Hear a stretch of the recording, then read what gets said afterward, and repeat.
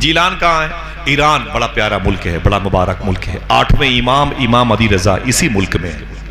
इमाम ज़ैनुल आबदीन की माँ शहरबानो इसी मुल्क में, शेख मुअज़्ज़म इसी मुल्क में है, शेख मारूक इसी मुल्क में है, उमर खय्याम इसी मुल्क में लेटे हुए, चहल अख्तरान यहीं पर है।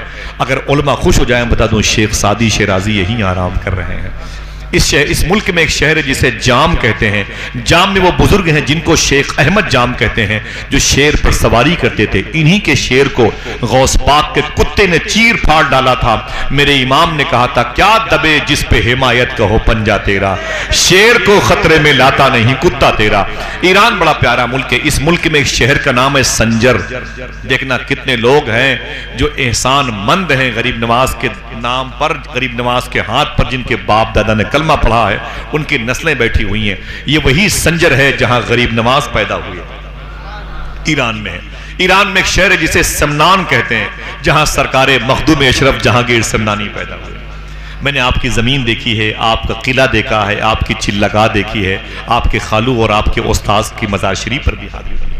सिमनान शरीफ में, इस्फहान जहां मुंबई के वजीर मालियत मखदूम बहाउद्दीन शाह इस्फहानी पैदा हुए, वो इसी मुल्क ईरान में है। और बड़े खुशी की बात यह है, तारिकुस सल्तनत सरकार मखदूम अशरफ जहांगीर समनानी के समनान भी आपने देखा है। और बड़ी बात है कि इसी मुल्क में जीलान भी है, जहां शेख अब्दुल कादिर जीलानी पैदा हुए। अल्हम्दुलिल्लाह। ये कहाँ पर है? बड़ी लंबी मसाफत तय करके जानी पड़ती है। अजीब बात है, अभी 15-20 दिन हुए हम लोग गौस पाक की अम्मी की मज़ार पर गए थे, गौस पाक के अब्बू की बारगाह में गए थे। उस नदी के छोटे से एक हिस्से से हम लोगों ने वज़ू किया था पानी से, जिसके बारे में लोगों ने कहा था ये वही नदी बह रही है जिसमें बहता हुआ सेब गौस पाक के अब्बू ने खा लिया। बड़े पीर की अम्मी की मज़ार शरीफ वहीं पर है। इंशाल्लाह आप जाएंगे, आप लोग जाएंगे इंशाल्लाह। कहते हैं सरकार गौस आज़म रदी अल्लाह तआला अन्हु की पैदाइश मुबारक जीलान में जाने के लिए 1200-1300 kilometre by car by bus जाना पड़ता है। आप डाउन का बड़ा लंबा एरिया है। बहरहाल अल्लाह ताला आपको ताकत दे, तौफीक अता फरमाए। सरकार गौस आज़म रदी अल्लाह तआला अन्हु का ये जिक्र मुबारक है। आप पैदा हुए तो कब? आपकी अम्मी का नाम था मखदूमा फातिमा उम्मुल खैर, आपके अब्बू का नाम था शेख मूसा जंगी दोस्त। ये सबको पता है कि आपके अब्बू ने एक नदी से बहता हुआ सेब खा लिया था। फिर याद आया, ये जो बहता हुआ सेब मैंने खाया है, पता नहीं ये हलाल है कि नहीं है मेरे लिए। बगैर इसके मालिक से पूछे हुए मैंने खा लिया। और वापस पलटे तो शेख अब्दुल्ला सोमई की बाग थी, और उनसे जाके कहा मुझसे गलती हो गई, मैंने आपकी बाग से बहता हुआ सेब खाया, वगैरह वगैरह। तो 12 साल तक पेनाल्टी देनी पड़ी आपको। फिर उनकी बेटी से शादी करनी पड़ी जो बकौल उनके अपाहिज थी। बाद में पता चला वो अल्लाह की वलिया है। ये चैप्टर क्लोज। मैंने पूछा सूफी सुल्तान मियाँ साहब से, हुजूर गौस आजम सरकार के अब्बू ने बहता हुआ सेब खाया था। देखें क्या खाया था? बहता हुआ सेब खाया। तो कोई गलती तो नहीं? आप मूंगफली उठा के खा लेते हैं, आप जामुन उठा के खा लेते हैं, नहीं खाना चाहिए। आप दुकान पे मिठाई के नमक पारा उठा के खा लेते हैं। टेस्ट करो भाई, आपने सेब के एक हिस्से को खा लिया, मना है, आप ऐसा नहीं कर सकते, वरना इससे रूहानियत पर आंच आएगी। पैसे दे के खाया करो इंशाअल्लाह, ठीक है? मुसलमान हलाल खाने वाला होता है, मालूम है। मैंने कहा सूफी साहब से, हुजूर गौस आजम के अब्बू ने बहता हुआ सेब खा लिया, बहता हुआ सेब खाया था। अगर नहीं खाते तो सेब सड़ जाता, नहीं खाते सेब सड़ जाता, खा लिया, सेब को सड़ने से बचा लिया। इसमें कौन सा जुर्म किया जिसके बदले में शेख सोमई ने 12 साल तक पेनाल्टी लगाई है? देखना कितने समझदार लोग बैठे हुए हैं। सूफी साहब ने कहा गौस पाक के अब्बू जानते थे अगर मैंने खाने पीने में एहतियात नहीं किया तो मेरे घर में वलियों का बादशाह शेख अब्दुल कादिर जीलानी कैसे पैदा होगा। अल्लाह, बड़ी बात है कि बहुत प्यारा जुमला है। मालूम है हुजूर गौस आजम सरकार की माँ फातिमा उम्मुल खैर, जिनकी आंखें, जिनके समातें, जिनकी उंगलियां बड़ी हयादार थी, उनका रिश्ता हुजूर गौस पाक के अबू शेख मूसा जंगी दोस्त से हुआ था। मालूम है आपको 60 साल गौस पाक की अम्मी की उम्र हो गई और कोई औलाद नहीं हुई। 60 साल की उम्र में गौस पाक की अम्मी कहती है मेरे पेट से मेरा शहजादा पैदा हुआ जिसे दुनिया शेख अब्दुल कादिर जीलानी कहते हैं। हुजूर गौस आजम सरकार जब पैदा हुए ना, उस रात तकरीबन 1100 बच्चे जीलान और अतराफ में पैदा हुए थे और उन 1100 बच्चों को अल्लाह ने अपना वली बनाया। 1100 बच्चों को अल्लाह अकबर। सरकार गौसे आजम की ये शान मुबारक थी। आप जब देखें, आप 4 साल के हुए तो घर के दरवाजे पर बैठे हुए थे, एक फकीर का गुजर हुआ। उस फकीर ने कहा अस्सलामु अलैकुम व रहमतुल्लाहि व बरकातुहू या शेख अब्दुल कादिर। आपने फरमाया वालेकुम अस्सलाम व रहमतुल्लाह, वालेकुम अस्सलाम व रहमतुल्लाह। उस फकीर ने कहा ऐ शेख अब्दुल कादिर, मैंने आपसे 1 मरतबे सलाम किया है और आपने 2 मरतबे जवाब दिया है। सरकार गौसे आजम ने फरमाया बात यह है कि 5 साल पहले भी तुम इधर से गुजरे थे, उस वक्त मैं अपनी माँ के पेट में था, उस वक्त भी आपने सलाम किया था। आपके सलाम को मेरी माँ ने नहीं सुना, लेकिन आपके सलाम को मैंने अपनी माँ के पेट में सुन लिया। मैंने सोचा जवाब दूंगा तो मेरी माँ डर जाएगी। आज मैंने 2 मरतबे जवाब देके पिछला हिसाब चुका दिया। ये शेख अब्दुल कादिर जिलानी, अल्लाह अकबर अल्लाह अकबर। समझ रहे हैं आप, ये सैयदना शेख अब्दुल कादिर जिलानी है, बहुत बड़ी शान के मालिक हैं। थोड़ी सी उम्र ज्यादा हुई तो अपनी माँ के कदम के नीचे बैठे थे। हाथों को उठा के बताएं किन की माएँ जिंदा हैं? जिंदा है माशाल्लाह, अल्लाह सलामत रखे। वादा करो इंशाल्लाह गौस पाक की महफिल में कभी घर से बाहर जाया करो तो अपनी माँ का हाथ चूम के जाया करो। हाथों को उठाओ भाई, उठाओ इंशाल्लाह। वादा करो इंशाल्लाह कभी भी घर से बाहर जाया करो तो अपनी माँ का हाथ चूम के जाया करो इंशाल्लाह। बोले ठीक है, अपनी माँ को नाराज मत किया करो। मेरा ये टॉपिक नहीं, वरना मैं इस मौजू पर बात करता। और अगर माओं का इंतकाल हो जाए तो उनकी कब्रों पे जाया करो, वो तुम्हारा अपने बेटों का इंतजार करती हैं। ठीक है, अभी ये मौजू नहीं है इंशाल्लाह। हुजूर गौस पाक फरमाते हैं मैं कुछ बड़ा हुआ तो मैं अपनी माँ के पास बैठा था। मैंने कहा अम्मी जान, मेरे आने से पहले कोई वाकया तेरे जहन पे हो तो बता, खुशी का और गम का। माँ ने कहा मेरे बेटे एक वाकया बहुत हैबत वाला है, दर्दनाक है। मैंने कहा वो कैसा वाकया है? आपने फरमाया कि मेरी माँ बात बता तो सही। माँ कहती ऐ मेरे बेटे अब्दुल कादिर, जब तू मेरे पेट में था ना उस वक्त मैं घर के अंदर थी, दरवाजे पे दस्तक हुई। मैंने कहा कौन? तो खादिमा ने जाके पूछा तो एक साइल फकीर खड़ा था। उसने कहा कि मालिक के नाम पे कुछ दे दीजिए। तो खादिमा ने मुझसे कहा अम्मी जान मालिकन कोई साइल आया हुआ है, फकीर मांगता है। मैंने कहा उससे कह दो घर में कोई मर्द नहीं है, बाद में आएगा तो उसे कुछ न कुछ दे दिया जाएगा, उसे कुछ न कुछ अता कर दिया जाएगा। इतना सुनना था, चोर की नीयत खराब हो गई। उसने समझ लिया इस घर के अंदर कोई नहीं है, चोरी करने का अच्छा मौका है। बुरी नीयत लेके वो अंदर दाखिल हुआ। कहा खबरदार कोई हिले नहीं। सारा घर का सामान लपेटना समेटना चाहा तो गौस पाक की अम्मी कहती हैं मैंने मदीने वाले को आवाज दी, मोहम्मद मुस्तफ़ा का नाम भी क्या इसमें आजम है, जहां कोई न काम आए वहां ये काम आता है। आपकी अम्मी कहती मैंने हुजूर को आवाज दी। गौस पाक मुस्कुराए, बोले फिर क्या हुआ अम्मी? तो आपकी अम्मी कहती है मेरे बेटे अचानक सेब के और खजूरों की बाग से, जंगलों बियाबान से अचानक एक शेर निकल के आया और घर में दाखिल हुआ। उस साइल उस चोर पर हमला किया, उसके जिस्म के 2 टुकड़े किए, दबोचा और भाग गया। आज तक ये वाकया मेरे बेटे याद है, डर जाती हूँ सोचती हूँ। तो गौस पाक मुस्कुराए, मुस्कुरा के फरमाया अम्मी शेर को पहचानती हो? शेर को पहचानती हो? बोले नहीं नहीं नहीं नहीं मेरे बेटे अब्दुल कादिर। गौस पाक ने मुस्कुरा के कहा अय मेरी माँ, वो शेर अब्दुल कादिर ही था। मैं आसान बातें करने का आदी हूं जिसके लिए मुझे हुक्म है, वरना मैं बताता कि हुजूर गौसे आजम सरकार ने कितनी मरतबे अपनी हैयत मुबारका बदली है, कितनी मरतबे गौस पाक ने बदली है माशाअल्लाह। जरा हाथों को उठा के बोलो लब्बैक या गौसे आजम। बातें सुनते सुन ले आप। देखिए आप सरकार गौसे आजम रदी अल्लाह तआला अन्हु की हयात मुबारका की ये मुबारक दास्तान इश्क है, इसको आप याद कीजिएगा। और अब जब मैं यहाँ हूं तो वादा कीजिए यहाँ के लोग बगदाद जा चुके हों, वादा करें इंशाल्लाह। मैं और छोटा मोटा कंप्रोमाइज नहीं करता भाई, मैं दोस्ती उसी से करता हूं जिसकी आंखों ने गौस पाक के जलवे देखे। चलेंगे ना बगदाद शरीफ इंशाल्लाह? हाँ तो उठा के बोलो इंशाल्लाह। ठीक है, हुजूर गौसे आजम सरकार के एक जुमला सुने आप कहते हैं जब मैं 10-12 साल का हुआ ना तो मेरी जो नौकरानी थी मेरे घर पे खादिमा थी, उन्होंने मुझसे कहा ऐ मेरे बेटे अब्दुल कादिर जरा ये तो बता, जब तू बचपन में दुपट्टे को झूलने में झूला झूलता था ना, तेरी माँ नमाज पढ़ती थी अब्दुल कादिर, उस वक्त तू रोता था तो मैं तुझे अपनी गोद में लेती थी। ऐ मेरे अब्दुल कादिर कभी कभी तू मेरी गोद से हवा में उड़ जाया करता था, तू मेरी गोद से हवा में उड़ जाया करता था और जाकर के सूरज में गुम हो जाता था।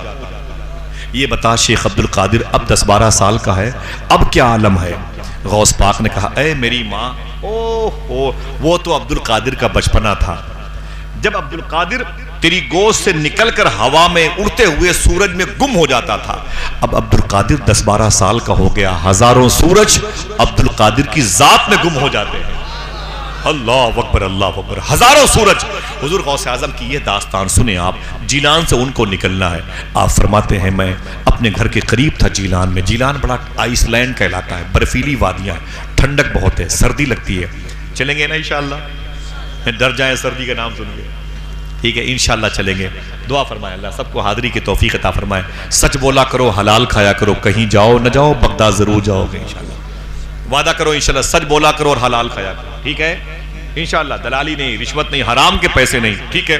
सरकार गौसे आजम फरमाते हैं मैं अपने मोहल्ले, मेरी बहनों सुनो, मैं अपने मोहल्ले में टहलते हुए अपने घर की तरफ आ रहा था। अचानक मेरे कानों में आवाज आई, अब्दुल कादिर बड़ा होके क्या बनना चाहता है? आशिक की महबूब। यह दास्तान तकरीबन 30% लोगों को याद अजबर होगा। रिवर्स करता हूं, सुने आप। कहते हैं ऐ मेरे मौला, कैसी आवाज है? आवाज आई, ऐ अब्दुल कादिर बड़ा होके क्या बनना चाहता? आशिक की महबूब। सरकार गौसे आजम रोते हुए घर वापस आए, अपनी माँ की गोद से लिपट गए। लिपट के बोले अम्मी अभी अभी आवाज आई है। बोले कैसी आवाज आई है? बोले आवाज आई है ऐ अब्दुल कादिर बड़ा होके क्या बनेगा? आशिक बनेगा कि महबूब बनेगा? आपकी माँ ने कहा ऐ मेरे बेटे अब्दुल कादिर, करीब में एक दरवेश रहता है, जाके उससे पूछो कि मैं बड़ा होके क्या बनूं, आशिक बनूं कि महबूब बनूं। हुजूर गौस पाक उसके पास तशरीफ ले गए। वो गंदगी के ढेर पर पड़ा हुआ फकीर बैठा हुआ था। गौस पाक ने उसे सलाम किया, उसने जवाब दिया। गौस पाक फरमाते हैं मुझे अल्लाह की बारगाह से हुक्म मिला है, बड़ा होकर क्या बनना चाहता है? ये आर्ट साइड की साइंस साइड, तो बीएमएस चाहता है कि एमबीबीएस चाहता है, तो इंटर के बाद इधर डॉक्टरेट की तरफ आना चाहता है कि एलएलबी करना चाहता है। समझ गए आप? आशिक बनना चाहता है कि महबूब बनना चाहता है। उस दरवेश ने कहा ऐ अब्दुल कादिर वापस चले जाओ, कल आओगे तो जवाब मिल जाएगा। सरकार गौसे आजम फरमाते हैं रातें मेरी बड़ी रो के गुजरी, सुबह हुई जल्दी से उठा, माँ से इजाजत लिए मैं दौड़ा हुआ उसी गंदगी के ढेर पे गया जहां वो दरवेश बैठा हुआ अल्लाहू अल्लाहू अल्लाहू के नारे लगा रहा। जब मैं गया तो जगह वही थी लेकिन वो नहीं था। मैंने कहा लोगों से भाई वो कहाँ चले गए कलंदर जो यहाँ पर रहते थे? लोगों ने कहा वो कल मर गए। मैंने कहा कल मर गए? बोले हाँ वो मर गए। मैंने कहा क्यों, कैसे? बोले बस इंतकाल हो गया। बोले मैंने कहा उनकी मिट्टी कहाँ हुई? लोगों ने कहा कि हमें पता ही नहीं था उनका धर्म क्या है, मजहब क्या है। इश्क कुर्बानी मांगता है। बोले फिर? बोले उनके पैरों में रस्सी बांध करके उन्हें घसीट करके बाहर फेंक दिया गया। चील कौवे उनकी लाश को खा रहे हैं। अल्लाह का वली है वो। मेरे घर पे किताब रखी है, चलें मेरे साथ या बाद में आएगा, उसमें यह तक लिखा हुआ है कुत्ते तक उनकी लाश को नोच के खा रहे हैं।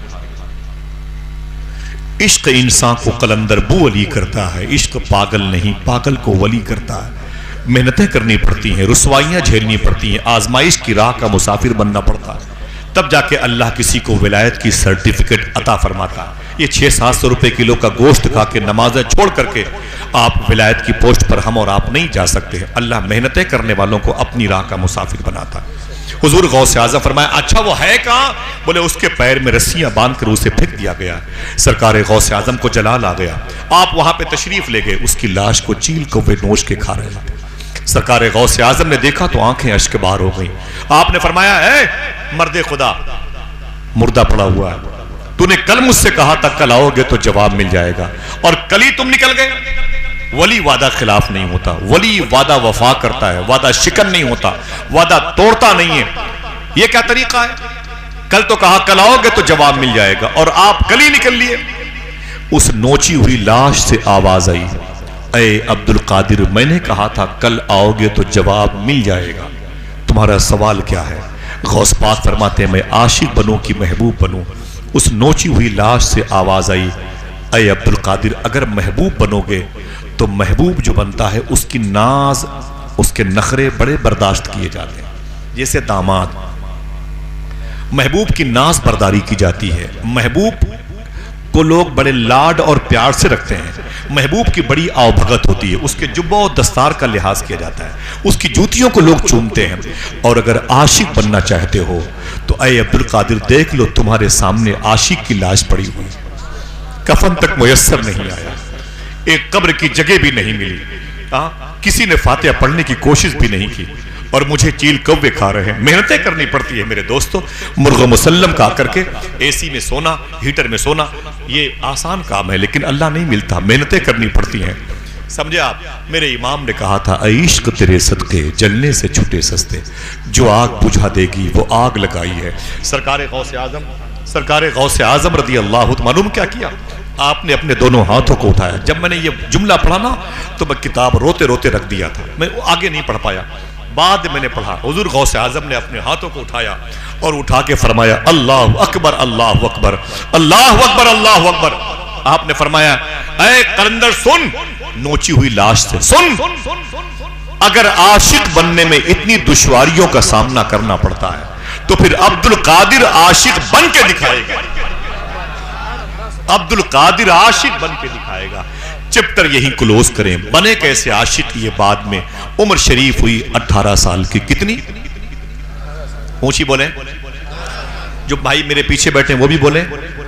मां बहनों बैठो, और आप सबसे गुजारिश है, मैं अपनी मां बहनों से और आपसे भी गुजारिश करूंगा, जब हुजूर की महफिल में आया करो सब लोग बावजू आया करें, इंशाअल्लाह बोले, हाथों को उठा के बोले इंशाअल्लाह। कभी हुजूर की बातें बेवजू ना किया करें, ना सुना करें, इंशाअल्लाह आपका दिल रोशन हो जाएगा। ठीक है, सुने, हुजूर गौसे आजम जब उम्र हुई 18 साल की, तो आपकी माँ के यहाँ ये 60 साल उम्र में ये पैदा हुए, तो आपकी अम्मी की उम्र हो गई 78, 78, 2 कम 80 साल। आपने अपनी माँ से कहा, अरे अम्मी अगर इजाजत दो तो मैं जीलान से बगदाद शरीफ जाना चाहता हूँ। आपकी माँ ने कहा, मेरे बेटे बगदाद जाएगा? बोले बगदाद। बोले बगदाद में क्या है? बोले इराक एक मुल्क है, उसकी राजधानी है बगदाद। बगदाद में शारे सिराज, सोकुल कफ़ाफ, ये करख, ये शुनीजिया के दरमियान एक मोहल्ला है जिसे बाबुल शेख कहते हैं, जिसे बाबुल इज़्ज़त कहते हैं। उस मोहल्ले में एक इदारा है जिसे जामिया निज़ामिया कहते हैं। वहाँ एक शेख हैं जिन्हें शेख अबू सईद मखजूमी कहा जाता है। मेरी माँ, मैं उनके इदारे में तालीम हासिल करना चाहता हूँ। गौस पाक 18 साल के हैं, माँ 78 साल की हैं। 60 साल की उम्र में ये बेटा पैदा हुआ, माँ को कितनी मोहब्बत होगी। आपकी माँ रोने लगी।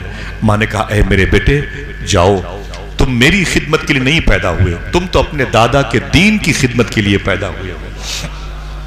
तुम तो अपने दादा के दीन की खिदमत के लिए पैदा हुए हो। अल्लाह अकबर। सरकार गौसे आजम कहते हैं, मेरी माँ ने एक जुमला कहा था, मेरे बच्चों अपनी माँ से ये सुना करो, माओ अपने बच्चों से कहा करो, अंग्रेजी में टॉप कर लिया है, मैथ में टॉप कर लिया है, इंग्लिश में, जोग्राफिया में टॉप कर लिया है, ऐ मेरे बेटे क्लास में सच बोलने में भी तो टॉप कर ले। ये कौन बताएगा दोस्तों? मुसलमानों के बच्चे झूठ बोलते हैं, हुजूर को तकलीफ होती है। मुसलमानों के बच्चे हराम खाते हैं, हुजूर को तकलीफ होती है। जो तकलीफ ताइफ के लोगों ने हुजूर को दी, जो तकलीफ यजीदियों ने इमाम हुसैन को दी, आज हुजूर की उम्मत वही तकलीफ इमाम हुसैन के नाना को दे रही है। मैं आपसे हाथ जोड़ता हूं, अपने बच्चों को सच बोलने की तौफीक दिलाएं और हलाल खाने की। इंशाअल्लाह बोले, दिल से बोले इंशाअल्लाह। सरकार गौसे आजम फरमाते, मेरी माँ रोने लगी। बोले जा मेरे बेटे जा, तो मेरी खिदमत के लिए नहीं पैदा हुआ। गौस पाक फरमाते हैं, मैंने अपनी माँ का कदम चूमा। एक लंबी दास्तान है मेरे बेटे, सच बोलना, सिक्के अशरफियाँ रखी। गौस पाक फरमाते हैं, जैसे मैं घर से बाहर निकला ना, मेरी माँ ने कहा, ताल अब्दुल कादिर, ताल ताल ताल, इधर इधर आ।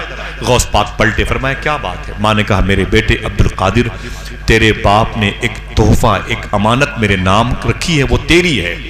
गौस पाक फरमाते हैं, मेरी माँ वो अमानत क्या है? तो माँ कहती, एक वजीफा है जो तेरे बाप ने मुझे दिया था, कहा था मेरा बेटा अब्दुल कादिर बड़ा हो जाए तो ये वजीफा उसे दे देना। सुभान अल्लाह कहोगे? सुनते रहना, ऐसे ही सुनते रहना, हंगामा नहीं, कोई नारा, कोई चीख पुकार नहीं। मैं बातें याद कराऊंगा, आपके पैरों का धोवन पी के जाऊंगा। उलमा की जूतियां मेरे सर का ताज है। गौस पाक की बातें सुनने वाले कितने खुशकिस्मत होते हैं। मैं जानता हूँ, सूफिया जानते हैं, हम तो इस लायक, लेकिन मैं जानता हूँ कि बड़े खुशकिस्मत है वो लोग जो गौस पाक की बातें सुनते हैं। खुदा की कसम, अल्लाह उसके रसूल का बड़ा करम होता है उन लोगों पर। सरकार गौसे आजम फरमाते, मैं अपनी माँ के करीब आया, मुझे मेरी माँ ने वजीफ़ा बताया। मालूम है, ये वजीफ़ा आज से 4 साल पहले, 5 साल पहले मुझे बगदाद शरीफ में एक बुजुर्ग ने बताया था। अगर सुभान अल्लाह कहने का वादा करो, बता दूं, जिस बुजुर्ग ने मुझे ये वजीफा बताया था, 25,000 गैर मुस्लिमों ने उन्हें देख के इस्लाम कबूल किया है। 25 लोग फिर से सुभान अल्लाह कह दें, जहमत न हो तो हाथों को उठा के सुभान अल्लाह कह दें। लोग कहते हैं इस्लाम खतरे में है, खुद खतरा खतरे में है। समझ रहे हैं? जो दीन करबला में न मिटा कभी न मिटेगा, समझे, कभी न मिटेगा, इंशाअल्लाह बोल दो। इसराइली क्या समझते हैं कि ये फलस्तीनियों को खत्म कर देंगे, दीन मिट जाएगा। अरे जालिम कहीं के, सुन, ये जमीन है मुरादाबाद की। अल्लामा काफी मुरादाबादी को अंग्रेजों ने पकड़ लिया, बोले इसको फांसी देनी है। फांसी का फंदा तैयार कर दिया गया। अल्लामा काफी मुरादाबादी को बुलाया, चलो फांसी, इनका जुर्म साबित हो गया। जब फांसी के फंदे पर उनको ला रहे थे तो जज ने कहा, काफी तेरी आखिरी ख्वाहिश क्या है? देखना कितने लोग सुभान अल्लाह कहते हैं, और तेरी आखिरी ख्वाहिश क्या है? तो काफी मुरादाबादी ने कहा, मेरी आखिरी ख्वाहिश यह है कि मैं हुजूर से मिलना चाहता हूं, हाय हाय, मैं आका करीम से मिलना चाहता हूं। उसने कहा, वो तो तुझे मिल ही जाएंगे, फांसी पर जाने से पहले तू क्या चाहता है? आपने कहा कि फांसी के फंदे को चूम करके हुजूर की नात पढ़ना चाहता हूं, फांसी के फंदे को चूम करके हुजूर की नात पढ़ना चाहता हूं। बोले चल, तेरी एक आखिरी ख्वाहिश पूरी हो रही है। आपने फांसी के फंदे को चूमा और अपने हाथ में यूं पकड़ा और झूलते हुए कहा, ये अंग्रेज के कुत्ते मेरे सामने खड़े हुए हैं, ये हिंदुस्तान की जमीन है, हमारी जमीन है, हमारे बाप दादा की जमीन है, ये जमीन अल्लाह उसके रसूल के मानने वालों की जमीन है। तुम क्या समझते हो मुझे फांसी देके तुम कामयाब हो जाओगे? तो अल्लामा काफी मुरादाबादी ने फांसी के फंदे को अपने हाथ में लेके शेर कहा था, सुनो अंग्रेजों, कोई गुल बाकी रहेगा ना चमन रह जाएगा, कोई गुल बाकी रहेगा ना चमन रह जाएगा, बस रसूलुल्लाह का दीने हसन रह जाएगा, बस रसूलुल्लाह का दीने हसन रह जाएगा। अतलसो कम ख्वाब की पोशाक पर नाजा न हो, इस तने बेजान पर खाकी कफन रह जाएगा। हुजूर गौसे आजम सरकार फरमाते हैं, मुझे मेरी माँ ने वो वजीफा बताया था, आज उस वजीफे की मैंने पहन लिया। भाई बोलिए, माफी चाहता हूँ, आपका वक्त मेरी वजह से बर्बाद ना हो। अल्लाह गौस पाक की मोहब्बतें अता फरमाएं। सरकार गौस पाक फरमाते हैं, मैं अपनी माँ के पास वापस पलटा, मेरी माँ ने मुझे वो वजीफा बताया। ये वजीफा मैंने बहुत लोगों को बताया है, हकीकत यही है। इस वजीफे को पढ़ने का तरीका है कि हर नमाज के बाद 11 मरतबे, उधर से रिकॉर्ड कर लो, इस वजीफे को हर नमाज के बाद 11 मरतबे या दिन में कम से कम 111 मरतबे मेरी माँ बहनें आप भी पढ़ा करें। मालूम है इस वजीफे की बरकत से बहुत लोगों ने कहा, आसिफ भाई ये वजीफा इतना शूट करता है कि हुजूर गौस पाक की ख्वाब में ज़ियारत तक हो गई है। लोग कहते इतना मुबारक वजीफा है, बस गीबत से बचा जाए, गीबत से बचा जाए, गीबत से बचा जाए। सरकार गौसे आजम फरमाते, मुझे मेरी माँ ने वजीफा बताया था, आप भी इस वजीफे को पढ़ लें मेरे साथ। बिस्मिल्लाहिर्रहमानिर्रहीम, ऊंची आवाज में, बिस्मिल्लाहिर्रहमानिर्रहीम। अल्लाहुल काफी कसत्तुल काफी वजत्तुल काफी कफानिल काफी लिकुल्ल काफी व निअमल काफी वलिल्लाहिल हम्द। बस गौस पाक फरमाते हैं, विलायत की दुनिया में मेरा जो प्रमोशन हुआ है इसी वजीफे की बुनियाद पर हुआ। फिर आपने फरमाया था, ऐ लोगों सुनो, मैं 90 साल के आसपास का हो गया हूं, 91 ईयर्स मेरी होने वाली। 51वें साल गौस पाक वफात जाहिरी पा गए।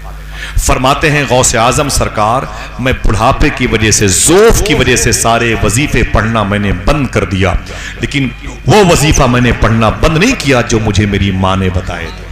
वो यही वजीफा है, पढ़ोगे इंशाअल्लाह, पढ़ा करें इंशाअल्लाह 11 मरतबे हर नमाज के बाद, 1-1.5 मिनट लगेगा।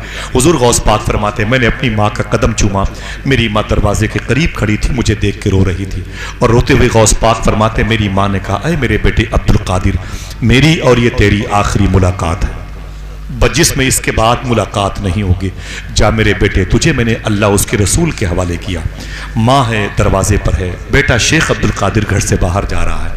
एक शायर ने कहा था, रोने में ये खतरा है, तालाब नदी हो जाते हैं, हंसना भी आसान नहीं है, लब जख्मी हो जाते हैं। स्टेशन से वापस आकर बूढ़ी माँ ये सोच रही है, पत्ते देहाती रहते हैं, फल शहरी हो जाते हैं। सरकार गौसे आजम जीलान से निकले, मैंने गौस पाक के आने का रास्ता देखा, नक्शे में देखा है, मैप के अब गुजरा हूं करीब से। एक शहर है हमदान आए, वहीं पर शेख अहमद बदवी 60 डाकुओं के सरदार का नाम था। 60 डाकू उनकी कस्टडी में रहते थे। गौस पाक के सच बोलने की वजह से सबको अल्लाह ने तौबा की तौफीक अता फरमाई है। गौस पाक हमदान से होकर के इराक ईरान के बॉर्डर पे आए, किरास किया, फिर इराक में आए। इराक में तकरीबन आपने 4-5-6 दिन का सफ़र मुस्तकिल किया। उसके बाद बगदाद शहर में आए। बगदाद शहर में आए तो एक तरफ का ये इलाका जो कुरकुक सुलेमानिया का है, एक तरफ का इलाका जो कुवैत की बसरा की तरफ चला जाता है, आगे का वो इलाका जो वजारतुल खारजिया विदेश मंत्रालय है, आगे सालिहिया का इलाका है, सामने नहर दजला है, आगे शूनीजिया का इलाका है, और इधर आप काजमैन देखेंगे, सामने इमाम आजम लेटे हुए हैं। ये शारे सिराज का रास्ता है। बीच में एक मोहल्ला है जिसे बाबुल इज्जत कहते थे। इसी मोहल्ले में एक इदारा था जिसे जामिया निजामिया कहते थे।